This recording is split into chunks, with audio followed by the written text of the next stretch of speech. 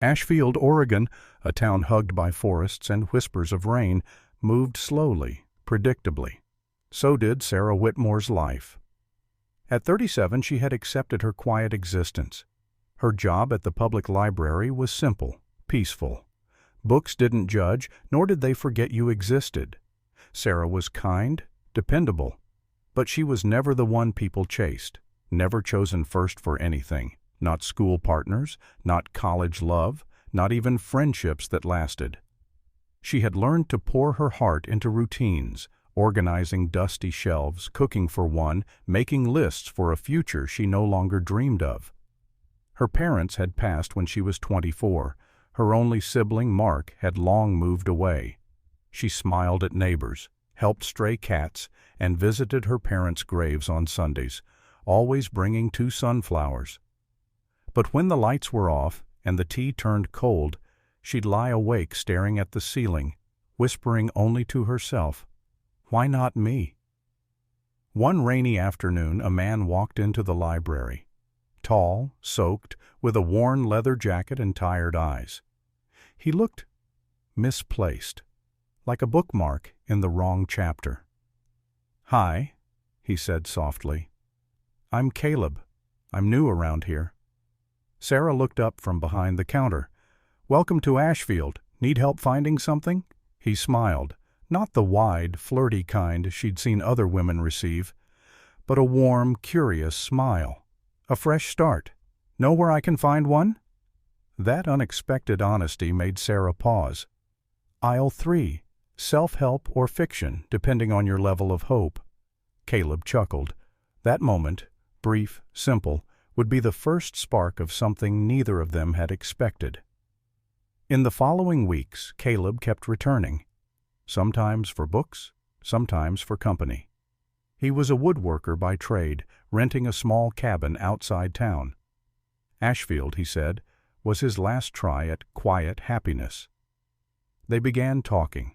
Books, music, disappointments. Sarah found herself laughing again. Caleb asked questions no one had ever asked her before, about her dreams, her favorite childhood memory, her fears. For the first time, someone was listening, seeing her, and for the first time she didn't feel invisible. But old pain doesn't let go so easily. One evening, while closing up the library, Sarah found Caleb waiting with 2 coffees and nervous eyes. "Would you maybe like to have dinner with me? Outside the library, I mean." Sarah's heart fluttered, then sank. Her mind raced with warnings. This isn't real. He'll leave. He'll find someone better. So she smiled and said gently, "I don't think that's a good idea." Caleb blinked, hurt flickering in his eyes. "Can I ask why?" Sarah hesitated. Then, like a dam breaking, she whispered, "Because I've never been anyone's first choice, and I can't bear being a temporary one again." Caleb stood quiet for a long moment. "I'm not those people, Sarah." But she turned away, the fear louder than his words. That night, Sarah cried, not for Caleb, but for the version of herself she kept buried, the one who still hoped to be chosen. Weeks passed. Caleb stopped visiting the library. Sarah returned to her routines, but they no longer brought peace. Her tea tasted dull, her books felt distant. She missed him, not for what he might have become, but for the way he had made her feel seen. Then one Sunday morning, while visiting her parents' graves, she found a sunflower beside each headstone, and a wooden bookmark carved with her name, Sarah, the Quiet Bloom. Her breath caught. She visited Caleb's cabin that afternoon. He wasn't home, but the porch held a note.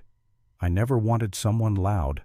I wanted someone real, someone who knows how to bloom in silence. You were never unseen. You were just unnoticed by the wrong people. I saw you, Sarah. I still do. If you ever decide you're ready, I'll be at the farmer's market every Saturday, waiting but not pressuring, just hoping. Caleb." She clutched the note to her chest. For the first time, she didn't feel broken. She felt in bloom. The following Saturday, the sun broke through the clouds over Ashfield. At the farmer's market, vendors chatted, children laughed, and the air smelled of apples and cinnamon. And then he saw her. Caleb, arranging handmade wooden frames, looked up and froze. Sarah stood there in a light blue dress, holding a sunflower. Their eyes met. No words, just a quiet smile, the kind that says, "I'm here. I choose you." Caleb walked over slowly, almost afraid she'd vanish. She handed him the sunflower. "I'm ready," she whispered, "to be chosen, but more importantly, to choose." He didn't hug her like in movies. He simply took her hand, firm, warm, steady. In that moment, Sarah Whitmore wasn't invisible. She wasn't second best. She was exactly where she belonged, seen, valued, chosen. Have you ever felt like Sarah, quietly waiting to be someone's first choice? Share your story in the comments, because sometimes the quietest hearts carry the loudest truths.